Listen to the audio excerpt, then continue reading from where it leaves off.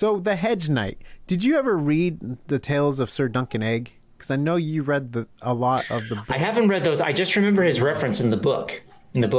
That's right. Yeah, he is referenced a couple. And I know he's one of the predecessors of Brienne of Tarth. Yes. And then Egg is, of course, King Aegon.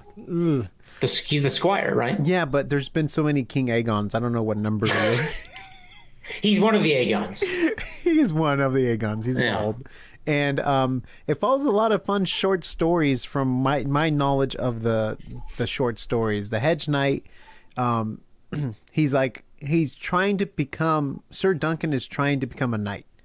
Yeah. And he doesn't have a crest or anything like that. So he's using winning and good deeds to be like a true knight. He's kind of like a Jon Snow when it's that way, but right. Well, if I remember correctly, it's so like a hedge knight is the title of a wandering knight who makes a living like lending their sword to those in need, right? So it's almost like a sellsword, but not. It's more like altruistic, right? So yeah, true. It's almost like Seven Samurai, right?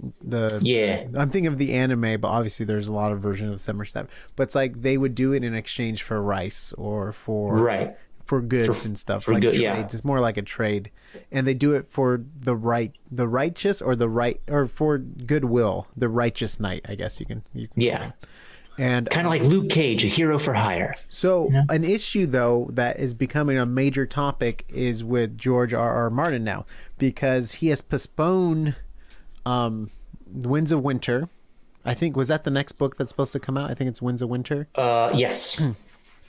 And then it's I Dream of Spring is the final Dreams one. of Spring. Yeah. Dreams of Spring is the final. So he's postponing it. And now it's looking like he's never even going to finish his story, because he is writing a lot of these shows now for HBO Max, which is taking him away from the books, which means, and his age, his health, I don't want to speak for anyone and stuff, but he doesn't look the healthiest and his age isn't helping him. And I don't know if we're ever going to get an end to Game of Thrones, but is it because he gave them the ending and they butchered it? And he's just like, why even try to finish this story if it's already been complete when I can work on other stuff? This is what happens when you adapt an incomplete novel series. Yeah.